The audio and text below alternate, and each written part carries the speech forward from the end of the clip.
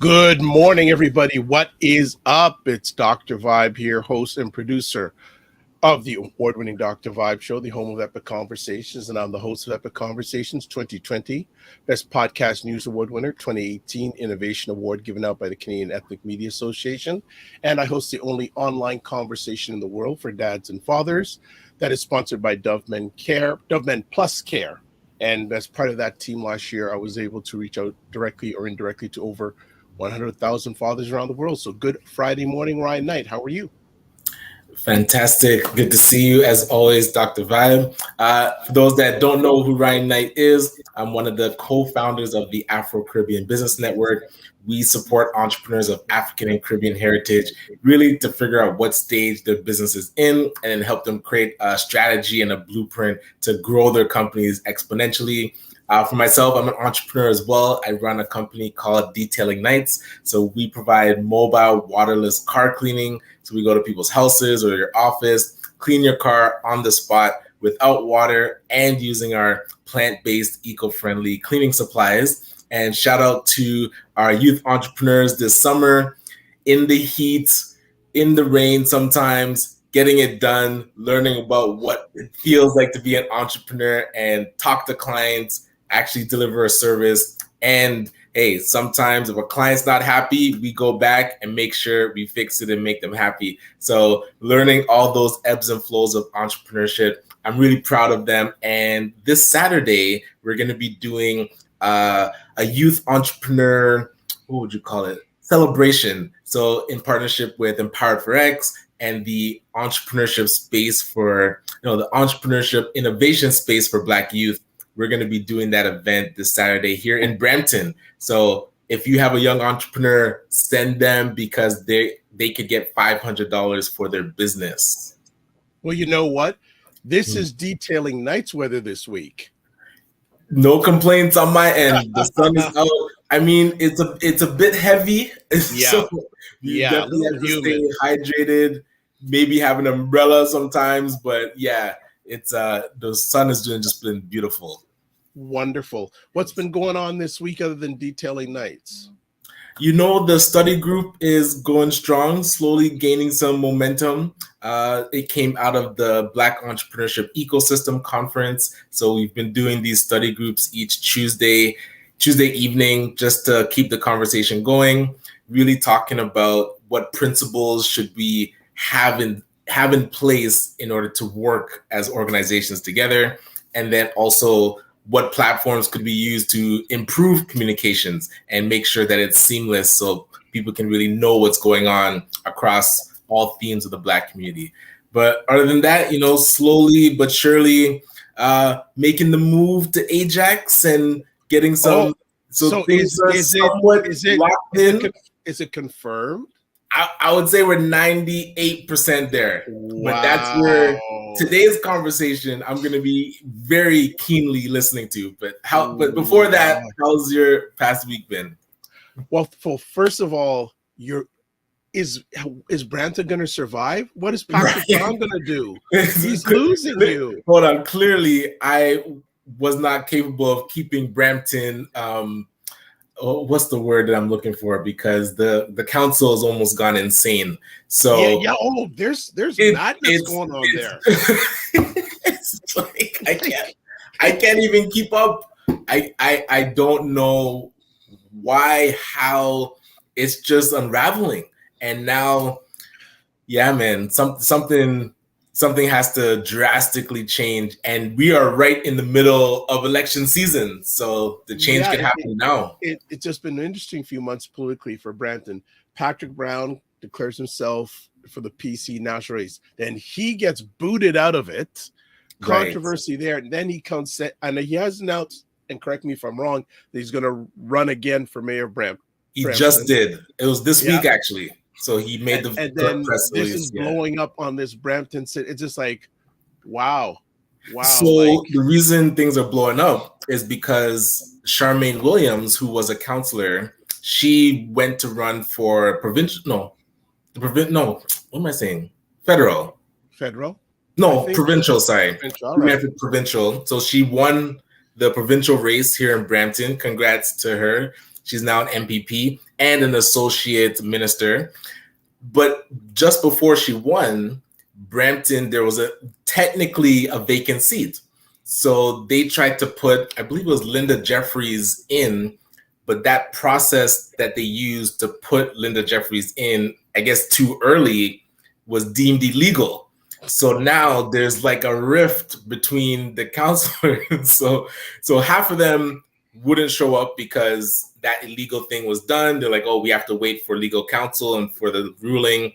And then after it was deemed illegal, now I guess the ones that put it through, they're feeling like, oh, well, I don't know. They caught feelings. Yeah. They're not showing up now. Yeah, so they're not showing up for meetings and the list of stuff that they're supposed to get done, they're saying is close to 1,000 pages that's backlogged here in Brampton. So, well, hold on, Soka. Did you have insider information about all this, and that's why you're flying the coop? Right. I wish this was the reason. It's more on the housing side. Finding affordable housing within our price bracket just was not happening in Brampton. So my heart is here. It will still be here, but it's shifting geography. And hey, a new chapter shall be born in Ajax. And more miles on the car. Oh, yes. My Prius is up to 434,000 kilometers. So going strong. I love my baby. So you know what? We got to get a car sponsor for you. We got to get an electric car sponsor for you. Okay. Hey, I'm willing to write those letters. Yeah, that's so well. Yeah, Brampton, that's a whole wow, that's a whole other thing. Let's do some shout outs. Some people are already in the house. Mm-hmm. Good morning, Casey Bradfield. Good morning, Marlon Stephen. Good morning, Tim Frey. Tim Frey, every 10 conversations I have, one of those 10 conversations mentions your name in a positive light, by the way. Yes. I'm telling you, Divine Right from the DC area. Good morning. Thank you for stopping in on Friday. I don't sing. You know that song. Some of you've been around long enough. You know that song. Well, let's get at it, because housing has always been a subject of conversation. And now, since the economy is on a floating life right now and Ryan's moving, we thought, oh, hold on a second. Also, the naked property with Osai. So Osai owns a company that helps with renovations of housing things. And so some heavy hitters. So folks, make sure you have the questions, because we have Raymond McMillan with it this morning. And I'm telling you, this young man has made such a positive impression in my life in less than a year. Yes. The first time I had the opportunity to meet with him, I was with 2 other people. And I thought, and again, people know me, I don't travel past Yonge Street that often. Right. Yes. Right? Like when I pass Yonge Street, I have one of these. right? My Canada passport, right? So I said, okay, just go out for an hour or so. I didn't want to leave his place. We spent about 3 hours there, and there's so much wisdom, evaluated knowledge, not only in regards to housing, but to life, that this man has shared with me and a number of others, and some people that I've introduced him to. Just for example, there is a couple that I know that's in the Virginia area that is looking to move to the GTA. Gotcha. And I introduced him to Ray, and on the long weekend that just passed, Ray spent about 2.5 hours with them. And they sent me a note back saying, what a wonderful time. Thank you so much for introducing us to Ray. So Ray has been involved with mortgages since 1999.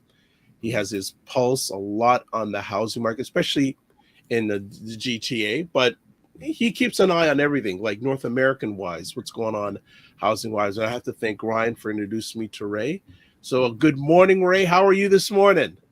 I am doing very well, gentlemen. Good to see you guys again. Good morning, Ryan. Good morning, Ed. How you guys doing? Yes, doing fantastic. All right. You are one of your fan club here. Ray is a gem in the community, Marlon Stevens says. Thank you very much. Absolutely. So let's go at it. And family, especially if you're watching live, bring the questions about housing. So let me ask Ray right now, as where you sit right now, you know, you've been involved in mortgages since 1999. What is your lens right now on the housing market? Opportunities. Right. Lots of opportunities, particularly for first-time buyers. I mean, the higher the prices are, and the more competitive the market is, the more challenging it is for younger buyers to get into the market. You have to understand the mortgage approval process. When you go above $1 million in purchase price, your down payment has to be at least 20%. When you come below $1 million in purchase price, your down payment can be anywhere between 7 and 10%. Right? Insured by the default insurers, of which there are 3 of them. You've got CMHC, you've got Sagan, and you've got Canada Guarantee. So it allows you to get into the market sooner rather than later. What we've seen in March and in February, a lot of emotional buying. Where people are convinced that, you know, there's no more houses available, and you have to buy the house you buy. And if you don't buy this house, then that's it. You're never going to find a house to buy again anywhere in the GTA. And then we saw the market swing the other direction. And many people who bought in March and February found themselves with appraisals coming back lower. And if they were selling to buy, they ran into challenges when they went to sell their home. So now I think it's a great opportunity, a great time for you to get into the market, because many of those houses that were selling in parts of Peel, and many parts of the GTA at $1.2 and $1.3 million are now selling in the high 900s. So your down payment has gone from $260,000 to probably $90-something thousand. And even though the rates have increased, your cost of borrowing, if you choose the right products, will not have changed significantly. And that's where the whole mortgage consultation has to take place. Buying real estate is not an emotional decision. It has to be clearly thought out. It's a plan. It's not I buy a house tomorrow, I buy a house next week. You have to take a year. It's like a year-long process. Make sure everything your credit is fine. You've got your employment stuff lined up properly. If you're self-employed, you report the right amount of income to qualify. If you've got some debt that you want to pay off, you've got time to pay it off, and you want to get into that house with that kind of preparation. So I'll give you an example. In February and March, rates were probably around the 3% range in the 5-year mortgage. And we got a lot of rates increases, both on the fixed rates and the adjustment rates. And the two things are very different. You need to understand that. So if you bought a house for $130,000 in March and got a mortgage 3% on a $104,000 mortgage, your payments are around $4,500 a month. If you bought at the peak of the market, right? You enter the bidding wars, you paid $130 for a freehold townhouse in Brampton or Caledon. It costs you $1.3 million. You put down $206,000. You've got this $1 million mortgage. The same house today is selling significantly lower. And you can possibly find it like around 975 today. The same property, because it's been a 20% swing in values in many parts of Brampton and many other parts of the GTA. Your down payment is now 10%, which is $19,000. Your mortgage is around $900,000. If you speak to the right mortgage professionals, they'll advise you to remove the emotion, forget the Bank of Canada changing the rates every 2 months, and go to variable rate mortgage. The bank's variable rate mortgage is 4.70%. Most lenders, however, give you a discount on that rate from 0.9% to 1.4% in some cases. That means that your rate is going to come in somewhere around 3% or less.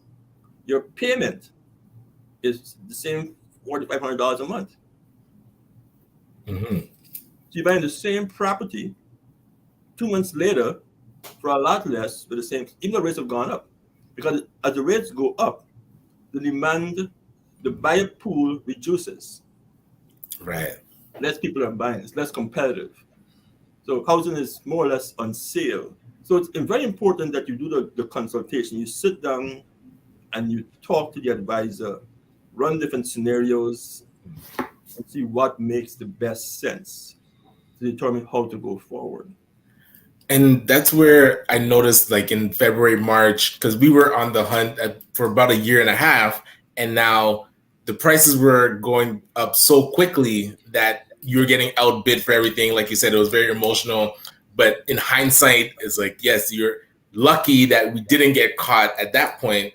And then by June, July, it was on the other end. But now you weren't in the bidding wars. Sellers were actually coming back that had declined or dismissed our offers before and said, hey, are you still interested? We're willing to work with you. So it's like one-on-one. But then it was with the banks now that, because you're saying, like, as you were saying, the appraisals were coming back lower week by week. So they're now resistant to lend. You have to look at alternative lenders. So what have you seen with people's access to money? Like with rates going up, has it still, are banks still hesitant to lend, or what have you been seeing? Well, you've got two kinds of mortgage. You've got a conventional mortgage, you put on 10% or more, which is basically financed by the bank 100%. Then you've got the high ratio insured mortgage, where you put on less than 20%. That mortgage is insured by a default insurer. So there's less risk on the actual lender, right? That insured mortgage, even though there's a cost to it, because there's a premium to pay for that insurance, anywhere between 0.9% and 4.25%, or somewhere around there. Because the mortgage is insured, there's less pressure on the bank to do all this validation. It's still validated, but if there's any swing in values, it's an insured product. So I always tell clients, sometimes it makes sense to not put a 20%. Particularly in a market like this one, you've got all these things happening at the same time. But if you put the 20% down, and then you're going to get an appraisal, and it comes back $100,000 less, then you've got a challenge. But there's probably a high possibility that the default insurer will actually use the value that it was bought for. Very possible. And I mean, we've seen it in many cases. I mean, we're doing a transaction right now for a client of ours, and the loan to value is 60%. What that means is that the property is worth $100,000 and the mortgage is $60,000. I'm just giving you an example. So the loan to value is 60%. Straightforward transaction. The ratios are a bit tight. So declined by 3 banks. So I told Stephan, I said, Steph, when I get insured, he said, what do you mean? I said, send it to CMHC. Right? You can insure any mortgage, regardless of the loan to value. He says, well, I didn't think about that. I said, yeah, send it to the insurer. And let them insure the risk. So it came back approved the next day. Right? Gotcha. So the client pays a premium on their mortgage, but it's approved. So the client gets what they want. And that's why I come back to my first point. The consultation is very important. It's very important to know with experienced professionals who have seen this all. Because what we're seeing today happened in 2017. The exact same thing. They had the exact same run-up, $300,000 in value, and it swung the other way. So my question to the audience and to people who are buying is, where were you in 2017? Right. Where were you? Yes. Right? I mean, and the information is all here.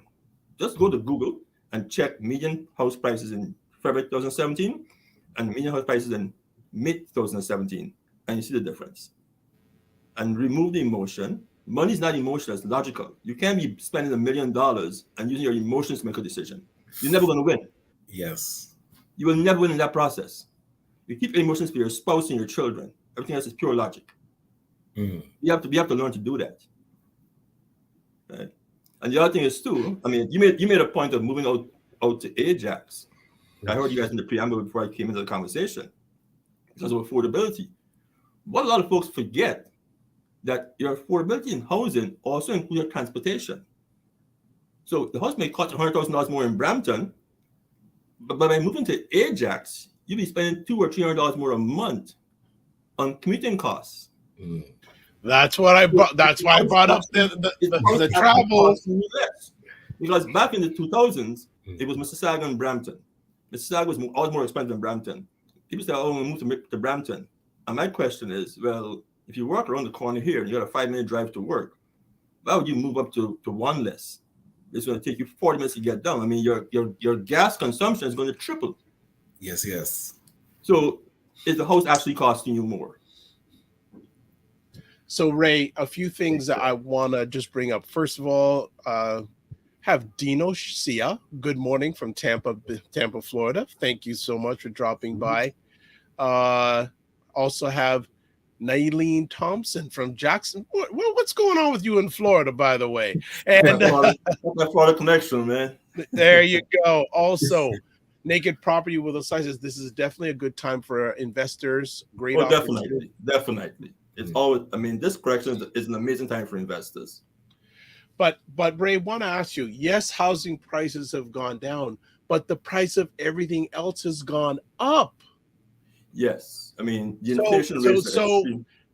It's a tightrope for to me from where I sit from, because you're going to pay less in housing prices, but again, I think it's a euphoria. All of a sudden, people are realizing now, when the price of gas goes up, the price of everything goes up. That's always been the case, but all of a sudden, people had this light. A lot of people have this light bulb. Oh, wow, things are going up. Yeah, it always has when gas. So how does one in this market walk that tightrope that you talked about? Like, yes, it's great to invest, but you got to, again, you said going to a professional like yourself may make it a better decision. Well, and you're correct. I mean, the inflation numbers came out yesterday, and we're at 8.1% inflation in Canada, which is extremely high. Okay, right. And then there are 8 items that make up the consumer price index, and the first one is actually food and shelter, and you get into like household stuff, clothing, transportation, recreation, etc. So it's 8 items, and you can Google that stuff. What makes up the consumer price index? And you're correct. Most people are spending almost half of their gross income on their housing costs, and perhaps we have to rethink how we buy real estate, right? And what I've seen with a lot of young buyers today, they're trying to buy their last house first. Right. So nobody wants to buy a small condo anymore. Nobody wants a small townhouse in Brampton or parts of Durham or anywhere in the GTA. They want that 4-bedroom, 2,000 plus square foot, 2.5 bathroom home to finished basement. So you buy at the top of the food chain. Well, for many of us who are first or second generation Canadians, their parents would have probably owned a small condo when they first bought their first house. Then they moved into a townhouse, then to a semi. So many buyers today, particularly those in their 30s and 40s, are seeing their parents' final destination as their starting point. You have to rethink what you are buying. Like, why are you buying the home? Are you buying the home to create wealth? Or are you buying the home because you want a nice place to live? And two things aren't the same. Are you using this home buying journey as part of the process to build your net worth? And if that's the case, you can't be buying a home that's going to take up most of your gross income, because the banks are financing your gross income, but you're paying your bills from your net income. And there's usually a huge disparity between those two numbers. Right. Yes. If you make $100,000 a year, your net income is probably around $80,000 a year. But we're qualifying you on that $100,000. And everybody's trying to qualify at the maximum amount that allowable debt servicing ratios. So, I tell young buyers all the time, young families, you want to be able to have one person's income cover your entire housing expense. You can't depend on both people's income to afford your home, because anything goes wrong, you will lose your home. One person's income covers your mortgage payments, your property taxes, and your utility bills. If that person goes off on maternity leave, the income drops by 40%. What happens? Somebody decides, you know what, I want to look after the kids for the next 4 years. I don't want to go into childcare. What happens? You know, somebody loses their job. What happens? Right? So we have to really sit back and really be very careful and purposeful how we get into the real estate market. Because what we've seen in the past is clients who bought homes several years ago, and I've got the data to show it.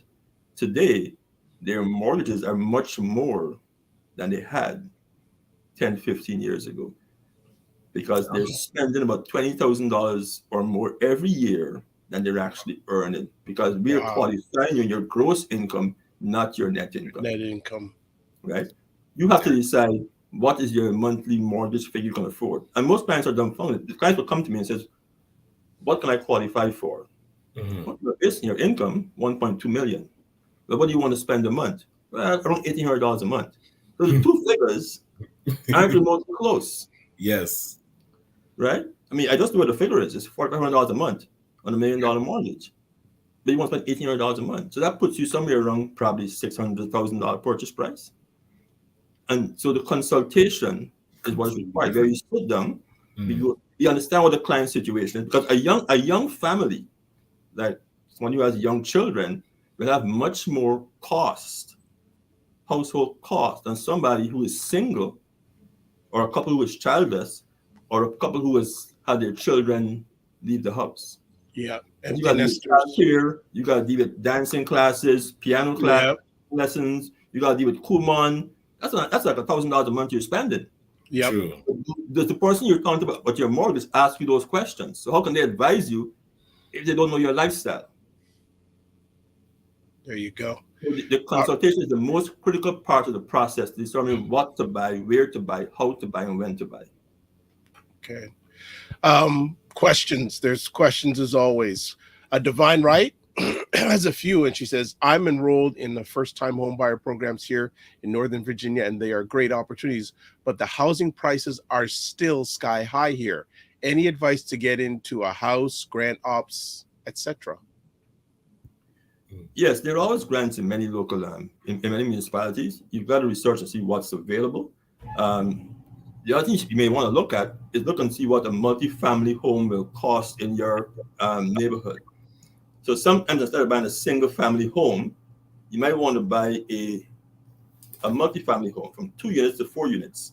And those will still qualify for an FHA loan, which is a loan that's applied to this is the American questions. I'm answering the American question now. So Canadian audience, tune in.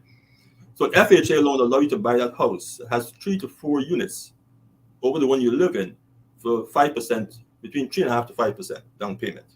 If you're ex-military, you've got other benefits also. So if you're ex-military personnel, then you have added additional benefits to that process. What happens is that the rental income from those units in that multifamily home becomes part of your qualifying income for the purchase. So you buy a 3-family home, a legal 3-family home, the house is $600,000. You put down your 5% down payment, which is, my math is not the greatest, $30,000. Each unit rents for $1,000 a month. That's $3,000 of rental income. Sometimes use a percentage of that income, but even if they use half of it, that's still $1,500 a month of income that goes towards qualifying. So you've got to figure out what approach works best to get you into the market. Or you buy a fixer-upper, where you take a mortgage loan that allows you to do the additional work. Right. And they finance it based on the future value. So there's many different ways to approach it, and you just have to look for the information. Divine Right also says another question. The questions are coming in, folks, so put them in. Also, what are your thoughts on these rent or lease to own programs? After a few years, you're offered to purchase the house. Well, it's an easy way in, but it has its risk. I have done 2 in my life. I'm not fond of the process. Now, let's look at the case, this market, for example. If you bought a rent to own home 2 years ago and the house contract was $1.1 million. And the market kept on right then corrected. And ready to finalize your contract in 2022. It was a 2-year contract. And the value now dropped below $1 million. How are you going to close the deal? Because you were assuming that if the contract is 2 or 3 years for the rent-to-own process, that the value will continue going up continuously. But if it does not go up continuously, if it goes the other direction, close to when you're supposed to take possession, then you can't get financing. So do you extend the contract for another 2 years, or do you default on the contract? Or does the vendor make an adjustment to the price, right? So the rent-to-own contract is one where you've got two things running concurrently. You've got a rental contract and a down payment contract. So part of your money pays market rent, and then the remainder, another part of it pays the balance required for the required down payment. And the vendor and their company will usually work with you to either fix your income or fix your credit, which is usually one of the two things why people go into a rent-to-own contract. Usually somebody who just started a job and they expect their income to increase significantly in the next 2 to 3 years, or they had a credit issue and they expect it to be repaired within the next 2 to 3 years. My approach to the rent-to-own process is instead of buying a rent-to-own home, buy a brand new home from the builder. For the builder, you buy a pre-construction home from the builder where you buy it today and you probably close a year or 18 months into the future.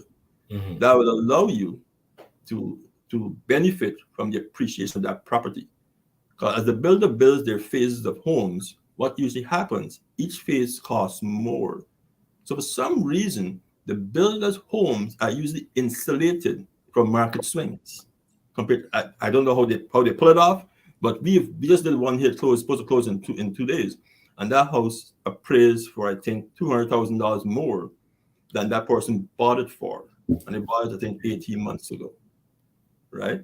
And the good thing about that is that if you still have a challenge qualifying for the mortgage, you can go to what is called in the US a hard money lender, or in Canada an alternative or private lender, and they will finance you on the current appraised value and not the purchase price.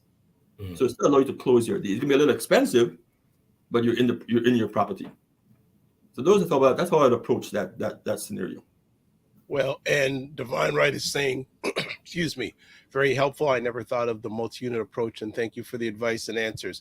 So, hey, if you want to talk with Ray, I put his deeds up there. But he has a Canadian number, US number, and a toll-free number, Divine Right. So it don't cost you nothing to give him a call. Yes. Go ahead, Brian. And that's where I'm curious, what questions should we be asking a potential broker that we're working with? And again, selecting a broker is so important. So selecting one that doesn't have this experience, we have seen causes issues. So I'm curious, what questions should buyers be asking potential brokers that they're going to bring on? That's a very difficult question. I mean, I haven't dealt with a lot of random clients in the last 25 years of my life. My clients were always referrals. I came from a bank background. I came from one of the major banks. So I had clients who came from the bank to me, and then my client base was always referrals. Somebody dealt with me, they were very, very happy. They got the amazing homeownership dream completed, and they told all their friends and family. My phone always rang from that. I never advertised, and so it's. But I think during the conversation with the person, you can tell whether it's nonsense. You know what I mean? And they have to give you options and scenarios. You can't just have one path to the destination. So, I mean, when we sit with clients, we give them a multitude of scenarios and what ifs. And once somebody looks at your credit profile tells me your entire life story. You give me your pay stub and your credit profile, I can tell you your whole life. I could ask you any questions. Right? So once I look at that information, and Stephan is in the same position today because I coached him to understand that information. Right? So when I look at your credit profile, I can see your spending habits, your payment habits, and your relationship with debt. DEBT, not DEATH. So with that conversation, and for me, I have my appointments are usually an hour long. 50 minutes of that conversation is getting to know you. 10 minutes is business. I can't advise on $1 million transaction if I don't know who you are. And that's why I don't like doing Zoom calls. I don't talk to clients on the phone. If you want to talk to us, get in your car, come to our office. Because sitting across from the table, I can look at you and tell whether you understand what I'm saying or whether you don't. Mm-hmm. On the phone, I can't tell if you understand what I'm saying to you. There's certain terms we use in this industry that you may never use. Amortization, debt service ratio, VRM mortgages, ARM mortgages, cap rates. I mean, you don't know what those terms mean. And each client has a different level of understanding. I mean, I have a client come and say, well, like, own 3 houses in the past. Well, the last house was 15 years ago. The entire mortgage process changed since then. Right. So yes. I see a lot of that sometimes. Oh, I bought 4 houses. I don't care if you bought 10 houses. What's going on today, what went on last week is not the same thing. Yes. And every day we're learning, even from our clients. So I think you have to figure out, it's your gut also. I mean, I've gone to people in the past to do business and I sit there for 5 minutes. I say, oh, thank you very much. I get when I leave. Like, this doesn't make any sense. And if you don't like how it feels, you're usually right. Just get up and leave. You don't owe them anything. True. So some things here. Divine Right is saying, we'll definitely be contacting you, Ray. You have lots of pearls of wisdom. So you don't mind speaking with her on the phone, even though she's in DC? Because you said you like you. That's fine. Yeah. Okay. All right. Just wanted to make sure. It's not a hard and fast rule, but I'm saying when you get out of this conversation, like, yes. I mean, and you can tell the person's interaction, their engagement. You know what I mean? Are they fully engaged in the conversation, or are they talking to the phone and doing something else? Because I can tell from the way you respond to me. And I don't want to be in that position with anybody. Just also an update. When Ray mentioned Stephan, that's his son. So we're going, who's his? That's his son. Ryan and I know that's his son. Business partner. Yeah, and business partner. So just to clarify that. So more questions here. And go ahead. And just so they know, they won't be talking to me most of the time. They be talking to Stephan because he does all the mortgage stuff. I just basically start manage it from a distance now. Yeah. Right. Christopher Lawrence says, is it better to buy new build or pre-owned? That's a personal decision. I mean, some people I like mature neighborhoods, so I prefer to buy a pre-owned home because I understand the energy of the neighborhood. In a new build, you buy in a new subdivision, and you buy out knowing what's going to happen there 5 years from now. So for me, I buy a pre-owned home in an established mature neighborhood. The advantage of buying a new construction is that you can choose all your finishes, and it's like buying a brand new car. You have that new house smell. You know what I mean? Yes. But that's a very personal decision. Okay. Another question here from Marlon. Have you ever been consulted to develop strategies and or programs for equitable, affordable housing? Marlon's been my case with that for the last 2 months. I did a thesis in my third year university. In urban in housing, affordable housing in large and small scale urban centers in the developing world. So I have a lot of background knowledge on affordable housing. I too am an investor in Florida, and we buy homes to cater mainly for the low income housing market, people who are just trying to avoid homelessness. So I'm very involved in that space. I myself have not done anything so far on any at a large scale, as on a governmental level or not. But I'd be open to have conversations and share my insight. Anybody who wants to do that. Okay. Dino has a question. My business is looking at purchasing some waterfront property.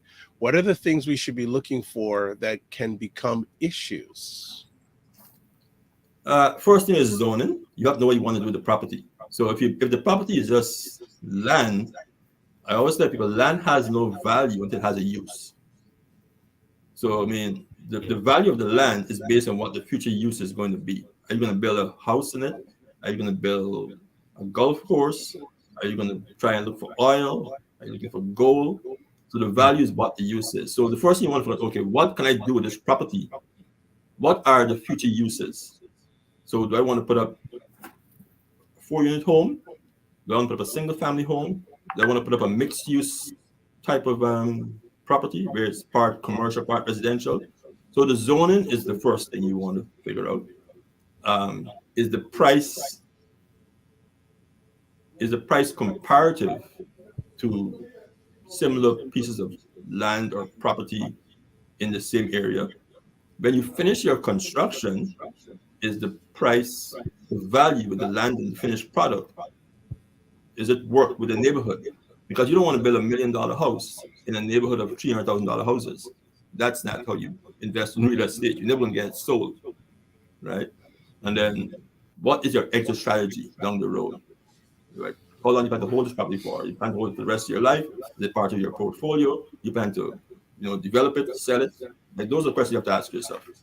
Okay, good stuff. I'm curious, just go ahead, Ryan. Question. Have you been approached by, I've heard of a few communities that have land, like Black residents that have purchased land, and some of them have had it for decades and never really done anything with it. And I'm curious if you've ever had those conversations with people that have purchased land and it's kind of just sitting and not being utilized. Yeah, I mean, I myself was involved in a large land project with a very close friend back in the late 90s. We totally messed up, lost that property. Because we didn't know what we were getting involved in. And I didn't have the insight I have today. I've had clients who bought many large swaths of land, house on 25 acres, house 30 acres of land. It's not a process for the faint of heart, because the financing is very long, tedious, and expensive. And you have to know what you plan to do with it.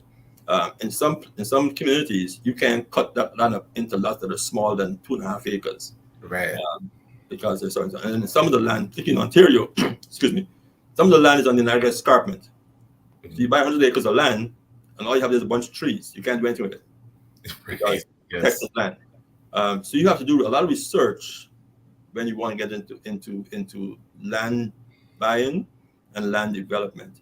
I've worked with a couple of smaller developers, guys who built a few homes, but I've not been approached by anybody who has bought any large swath of land. It's in the Black young community to do anything. They're missing out. Next up, we got naked property side. What have you been seeing recently with the default rates in Ontario compared to 5 years ago? Default rates is very, very low. More default rates generally are actually very, very low. Even with the rising rates, because people have much equity in their homes today, it's not easy going to default. No, on the second mortgages, people have second mortgages, they run into challenges because the second mortgage is usually a 1-year contract. At the end of that year, that person wants their money back. Right. So they push you into a default type situation, but it's not a real default. But first mortgages in Ontario, that's a very low figure. I have the figure off the top of my head, but it's probably something like around 1% or somewhere around there, even less than that. Right. And I mean, again, if you're in a default situation, don't panic. Call a lawyer or a mortgage provider, a professional who's experienced. Because, I mean, the thing with default, most people don't want to default in their first 3 years of buying a home. It's usually people have their home for several years. And the reasons are usually two things. A spouse has passed away, income is gone, or somebody got very, very ill, a long-term illness. So they're caring for a spouse or an elderly parent who lives in the home. And those are two primary reasons people are going to default in their mortgage. It's not debt or high mortgage rates. That's not the reason. Right. Interesting. Christopher Lawrence, because the housing market in Toronto is skyrocketing, would you say for the first-time home buyers to purchase outside of the city, Kitchener, Windsor, and then move their portfolio to Toronto thereafter? I know Ray has something to say about this one. We have a numbers of conversation about this. Go ahead, Ray. I guess Christopher's in my brain. There we go. Oh, definitely. I mean, why would you try to buy a property in the most expensive market in North America as your first home? I mean, many people today are working remotely thanks to the pandemic of the last 2 years. And they never go back into their office. So it's ideal today to buy in Kitchener, Cambridge, Barrie, Ottawa, anywhere else, Montreal, Calgary. You don't have to buy it in Toronto. I mean, you buy it anywhere. Homes in Calgary cost $400,000 for a single family home. A condo in Calgary is $185,000, right? 600 square foot condo. So yes, you're absolutely correct. I mean, sit down with a mortgage advisor. Somebody has a nice large network of people. Sit down with speak to realtors in that particular municipality. you don't want to carry a Toronto realtor to Windsor to buy a property because they have no clue what they're looking for. They don't know the city, they don't know the neighborhoods or anything. So find a good realtor in Windsor or Cambridge or Sarnia or wherever you want to buy Niagara Falls and get ideas. You know what I mean? Yeah. Definitely go for it. Naked Property Little Size says, good information. Thanks. And Ray, it's interesting you mentioned that. I have some relatives. It's a married couple. I think they're in their mid to late 30s, bought a house in Brown. They have 3 kids and they rented out the basement. Their mortgage is paid for. So now what they're doing is they're moving to Edmonton, and the money they made from that house sale not only is buying them a house in Edmonton, but also they're buying a condo for rental purposes out in Edmonton. So just piggybacking on what you're saying right there, like they're gone out west. I don't know if I'd want to live in Edmonton, but everyone has their own personal preferences. But yeah, so they've been able to buy a house and also buy a rental condo with the money they made from their house sale here in the GTA. Yeah, I mean, the home buying process is the fastest way to create wealth for anybody, right? I mean, you've got an appreciating asset and a reducing debt, right? So your home's going to go between 4.5% and 5% every single year in a normal market, right? That's your average increase in your value of your home. And then you're paying your debt down. So you have this equity. And now what is important is leveraging that equity to buy more property. Many people are scared. They all want to pay their home off. So you get to 60 or 70 years old, you got a mortgage-free home, but then that's it. How do you use that product, to buy more property? I call it the gift that keeps on giving, right? You buy a house in 1999 for $189,000. House is worth $1.4 million today. I mean, what else could you have done in the last 20 years? That kind of money.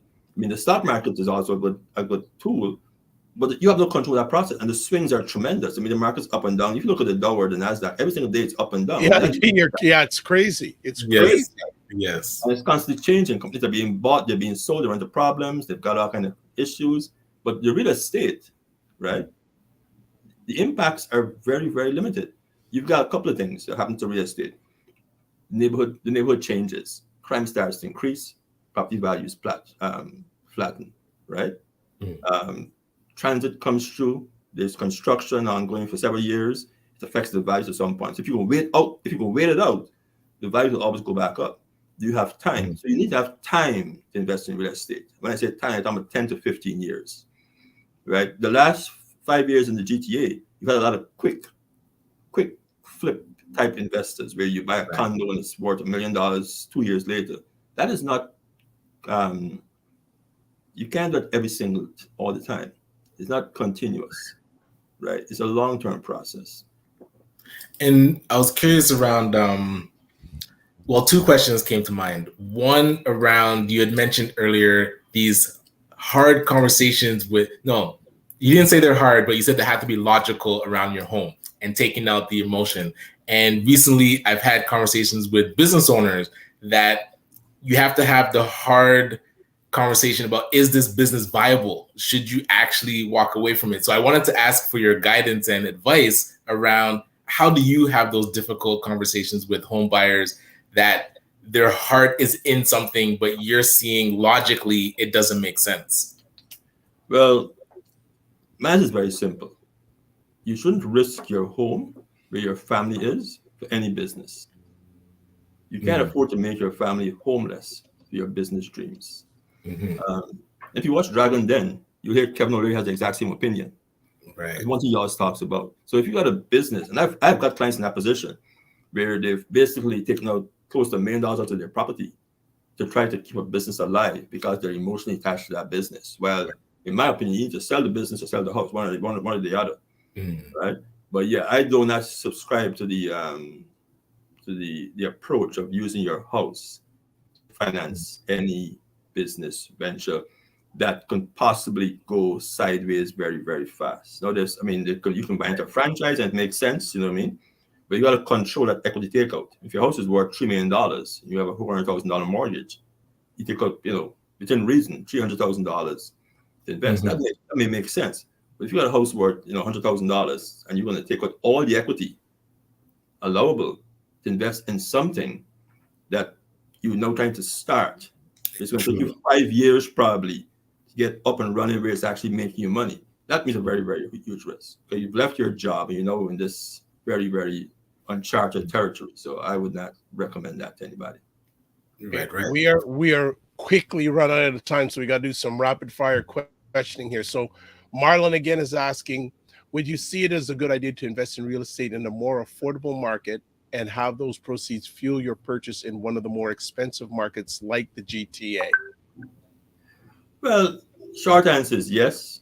Long answer is once you go into the less affordable markets, particularly in Canada, and you leave the GTA and start buying property out in Hamilton, Niagara Falls, you're not going to come back to Toronto. Toronto is not the end of the world. It's not the be all of the world. It's many other beautiful cities in Toronto, in Canada. So once you leave here, you ain't coming back, man. Yes. I've sent clients to Windsor to buy real estate, and they've left in a jiffy, and they ain't coming back to the GTA. They have no interest in coming back to the GTA. You can see that. Yes. It's interesting. My younger brother, when he graduated from high school, he went to university in Windsor. Now he's living in Woodstock, but he has never been back to Toronto. What does Toronto have make you want to stay here? It's the most expensive place to live in North America. Before it was a continuous gridlock of traffic. Oh. You've got crime, you've got expensive childcare, you all these different things you've got. I mean, it's a great city, but it's like any large world-class city, extremely expensive to live in. So why would you come back to the GTA? That reminds me of, I think it was Divine asked around what grants, and she was talking more about the US. So I'm curious, have you seen people go through this, like these new programs, like the Black North Initiative, I think has one with the federal government announced something. There's been one in Peel. I think Dream Legacy Foundation had launched something. Have you seen people be successful with these, or in the last 2 years? No, those grants are very well kept secrets. Nobody knows about them. But the municipality has their own grants, which we've done. There's a Peel Home Buyers Grant. We've done several of those transactions in the past. But again, the grants are not usually. They don't get a lot of. They're not in the front of everybody's mind. And then there's a lot of qualification requirements for those grants: purchase price, income, etc. So, most people come to me with the questions. They don't fit one or the other, right? Right. Either what they want to buy is over the grant threshold, or the income is too high. I think the income's like $94,000 a year household income, which is pretty low for two people, right? It might be a single person, but the two people making $95,000 a year, that's like $14,000 a person. That's pretty low for any kind of profession in the GTA. So Christopher's asking, is there better resale value with condos or houses? Condos are very unique in that because it's a let's have high-rise condos. Condos can be a single-family home also. The condos are ownership type, not a type of property. So let's make that very clear. You can have a townhouse condo, high-rise condo, and a house that's actually a condo as part of a managed community. Let's have high-rise condos. High-rise condos, the values can be affected by a lot of things very, very quickly. Mismanaged condo corporations is one of the most popular. We've got like work orders and stuff like that. So your condo fees are go up significantly. The other thing is crime, right? Because it's a high density living environment. If there's crime in your condo, whether it's a murder, there's some kind of drug activity or whatever, you'll find people starting to sell and move. So you have a lot of these units up for sale. I mean, and if Christopher's familiar with Toronto, I mean, there's lots of condos in the GTA. Like there's condos on Caledonia and Finch and Western Road, Albion Road, where the values haven't really changed significantly. But as an investor, they're great investment opportunities because they're cash flow. So you can buy one of those condos, 3-bedroom condo, they're usually larger, and you can rent for about $3,000 a month. And the condo fees on those older condos are usually all inclusive. What I mean by that is that it includes everything: water, heat, and sometimes cable and all your maintenance. So as an investor, you have nothing to worry about in terms of there's no roof to be replaced, no drive, no furnace, none of that stuff. So you have to look and see what do you want out of it. So, I mean, single family homes over the years have gone up much faster in value, but there's some condos where the values have gone up significantly also, but not at the same rate as a single family home. All right. Last comment here before we start winding it down. Divine Right sounds like Divine Right has a lot of questions for you. I'm waiting for that phone call. Says, I don't know if Ray has any info on buying property in the Caribbean. That's a whole show in itself. I've been thinking about it in the future of buying property to rent out for family vacations down there. The answer is yes, and that's a show by itself. I mean, I've done stuff in Jamaica, I've done stuff in Barbados, I've done stuff in Grenada, St. Lucia, and in Florida. So yeah, I have a pretty good insight on buying property for long and short-term rental throughout many parts of the Caribbean. I've got access to realtors and lenders in some of the islands also, yeah. So Divine Right, when are you going to be calling Ray? You should just ask her to call in to the show. Yeah, right. TikTok. Well, Yes. I think we're going to call it a wrap at that. Ray, amazing as always. Thank you for taking some of your positive, productive time from your family and your business to share with our family. Great as usual. Thank you for always making the time to come on. Thank you. And remember, information is premium, right? But we have to know what to do with it. You have all these platforms today spin out information, and we see all these numbers and things all the time. But we have to understand the information we're actually receiving, and how do we make it make value to ourselves and our family and our legacy. If not, it doesn't serve you any purpose. Nice. 100%. Naked Property is saying, brilliant. What's Ray's contact information? I put it on the screen. It was just there. Naked Property is saying, brilliant conversation, gentlemen. Thank you. I'll put Ray's contact information on the screen again if you haven't seen it, because there his contact information. So visit the website. Yeah, visit the website. That's information from the website. That's the easiest way to do it. Go to the website. That's the email. Yeah, and he or Stephan will be happy to chat with you, and it won't be wasted time. Just like this past hour was not, like it was a little bit of a masterclass that we had here today, family. So please, if you are interested in this, I think everybody should be at least interested in this. Look at this. Marlon saying calling Ray is time well invested. Nalina is saying awesome as usual, gentlemen. Divider says, all right, bring him back for a show in the Caribbean. LOL. Such a already. We're down for that. Okay. Oh, okay. So Emery saying it's blocked by the caption box. I didn't know that on LinkedIn. So okay. I believe you're going to be you're probably in the GTA or in the Canadian area. Just make it toll free. 1-866-883-0885 or the website, the McMillanGroupInc.com. Done. Ray, thank you so much for everything today. And I know we'll be talking as always. And thanks and love to you and your family, most importantly. Thank you very much. I had fun as usual. I love this stuff. It's what I do. I love the real estate space. So yeah, much appreciated. Have a great afternoon. Thank you very much, gentlemen. You guys be safe. Have a great weekend. Take care. All right, family. That was rock and roll. Yeah, that needs to be a monthly thing, man. We have to talk with Ray about. You're reading my alleged mind. I was that was my call in the next hour. Say, Ray, can you come by once a month, please? I love that. Please. So, what's up for the weekend? So, like I mentioned, tomorrow we're doing the youth entrepreneurship celebration.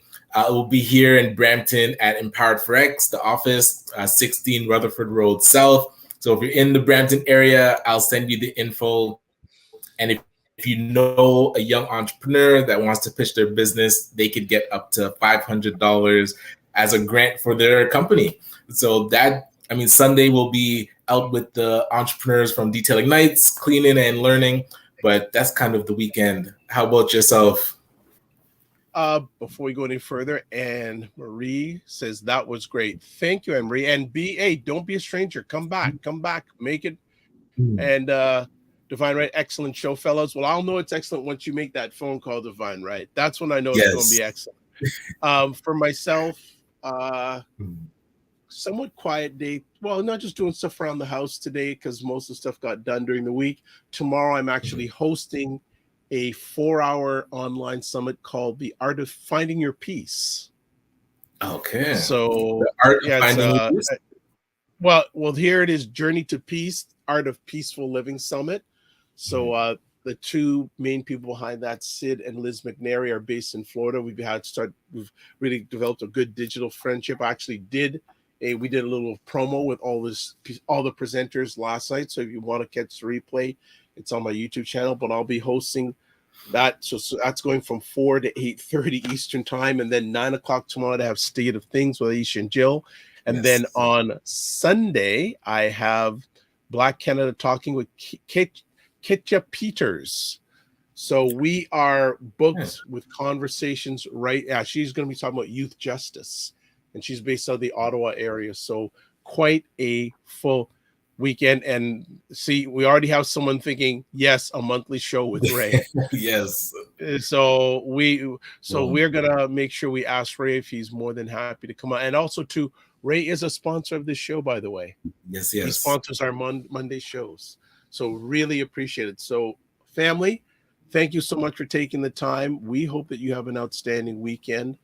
Looking forward to you on Monday. I don't know if we have anyone yet on Monday, but even if it's just us two, we'll be here. We'll be here. There's more than enough going on that we don't talk about to you guys that's going on in the Black environment. This week has been one of those oh my weeks. Let's put it that way. So as always, live your life as a dream. If you can dream it, you can make it. Sometimes you have to get small to get stronger. Block assumptions, then aim bigger, aim better, aim higher, aim wider. Love, faith, and respect. Remember to give yourselves grace. And also, don't just manage your time, manage your energy. And you can catch replays of this epic conversation on the Dr. Vibe Show on YouTube and Facebook, Afro Caribbean Business Network, which it should be. I got it wrong. Got to change the ticker. And the Ryan Oneil. Yes, I got to change that ticker too. And so that is it. That is all. Oh, we got a few more quick comments. Charmaine, have a great weekend all.